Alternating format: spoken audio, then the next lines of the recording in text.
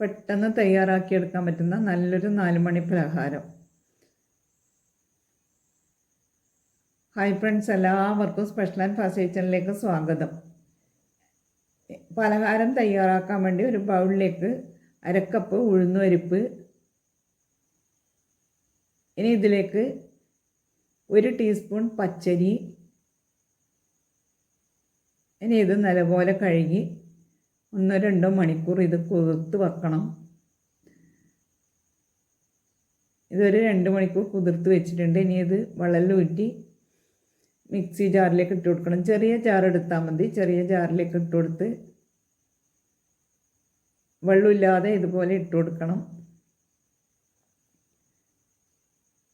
ഇനി ഇതിലേക്ക് 1 ടീസ്പൂൺ വെള്ളം ഒഴിച്ചു കൊടുത്ത് എടുക്കുന്ന സമയത്ത് കുറച്ച് ലൂസായി കിട്ടണം. അധികം കട്ടി വേണ്ട, അധികം ലൂസും വേണ്ട. ആ ഒരു പാകത്തിലാണ് അരച്ചെടുക്കേണ്ടത്.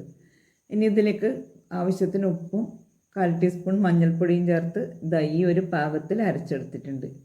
നല്ല നൈസായിട്ട് അരയണമെന്നില്ല, കുറച്ച് തരിതരിപ്പ് ഉണ്ടായാൽ നല്ലതാണ്. ഇനി ഇത് അരച്ചെടുത്തിട്ടുണ്ട്. ഈ ഒരു കട്ടിയിലാണ് അരച്ചെടുത്തിട്ടുള്ളത്. അതിലേക്ക് 1 കഷ്ണം ഇഞ്ചി ചെറുതായി കട്ട് ചെയ്തതും, 1 സവാള ചെറുതായി കട്ട് ചെയ്തതും, 2 പച്ചമുളക് ചെറുതായി കട്ട് ചെയ്തതും, കുറച്ച് കറിവേപ്പിലയും മല്ലിയിലയും ചെറുതായി കട്ട് ചെയ്തതും കൂടെ ചേർത്ത്, ഇനി ഇതിലേക്ക് കുറച്ച് ചതച്ച വറ്റൽമുളകും ചതച്ച കുരുമുളകും കൂടെ ചേർത്ത് കൊടുത്ത് ഇതുപോലെ ഒന്ന് ഇളക്കി യോജിപ്പിച്ച് വെക്കാം. ഇനി ഒരു പാത്രം അടുപ്പത്ത് വെച്ച് എണ്ണ നല്ലപോലെ ചൂടാകുന്ന സമയത്ത് ഇതിലേക്ക് കുറച്ച് മാവിട്ട് കൊടുത്താൽ മതി. എണ്ണ നല്ലോണം ചൂടായോ എന്നറിയാൻ കുറച്ച് മാവിട്ട് കൊടുക്കുമ്പോൾ ഇതുപോലെ പൊങ്ങി വരും. ഇനി എണ്ണ നല്ലോണം ചൂടായിട്ടുണ്ട്. ഇനി ഇതിലേക്ക് സ്പൂൺ എണ്ണയിൽ മുക്കിയിട്ട് ഈ മാവ് കോരി ഒഴിക്കുകയാണെങ്കിൽ സ്പൂണിലധികം പെട്ടെന്ന് മാവ് എണ്ണയിലേക്ക് വീഴും. ഇങ്ങനെ നമ്മുടെ ഇഷ്ടത്തിനനുസരിച്ചിട്ട് വലിപ്പത്തിൽ ചുട്ടെടുക്കുക. ചെറുതായിട്ടാണ് വേണ്ടെങ്കിൽ കുറച്ച് മാവിട്ട് കൊടുത്ത് ചുട്ടെടുക്കുക.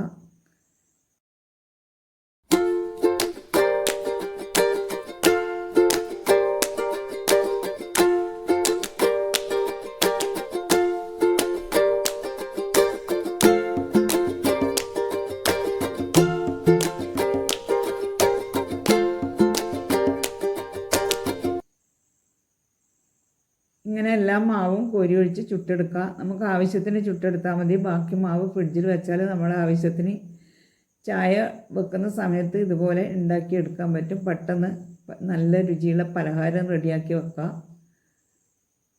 ഇതുപോലെ മാവ് കുറച്ച് ഫ്രിഡ്ജിലെടുത്ത് വെച്ചാൽ മതി അരച്ചിട്ട്.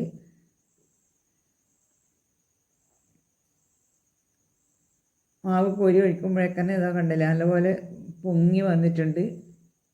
ഇനി ഇത് തിരിച്ച് മറിച്ച് വിട്ടിട്ട് പുറമെ നല്ല ഗോൾഡൻ കളറാവുന്നവരെ വറുത്തെടുക്കണം.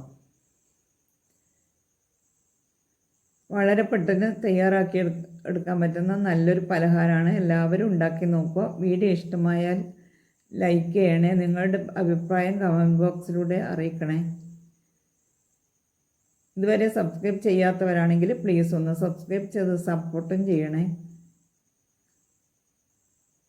നല്ലപോലെ മുരിഞ്ഞ് വന്നിട്ടുണ്ട്. പുറമെ നല്ലപോലെ മുരിഞ്ഞ് വന്നിട്ടുണ്ട്. ഇനി നമുക്കിത് കോരിയെടുക്കുക.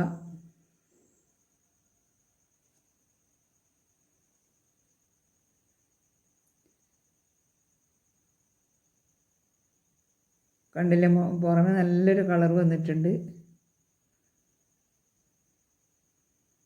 ഞാൻ ഇന്നലെ വരക് ഇഡ്ഡലീൻ്റെ മില്ലറ്റ് ഇഡ്ഡലീൻ്റെ വീഡിയോ ഇട്ടിട്ടുണ്ട്. നിങ്ങൾ കണ്ടു നോക്കണേ. നല്ല ഹെൽത്തി ആയിട്ടുള്ള ഇഡ്ഡലിയാണ്. അരിഭക്ഷണം കഴിക്കാൻ പറ്റാത്തവർക്കെല്ലാം കഴിക്കാൻ പറ്റിയ നല്ല മില്ലറ്റ് ഇഡ്ഡലി. ഇതൊക്കെ കണ്ടില്ലേ, പുറമെ നല്ല ക്രിസ്പിയാണ്, ഉള്ളിൽ നല്ല സോഫ്റ്റും ടേസ്റ്റും ആയിട്ടുള്ള പലഹാരം റെഡി അല്ലേ. നല്ലൊരു വീഡിയോയുമായി നാളെ വരാം. Thank you for watching.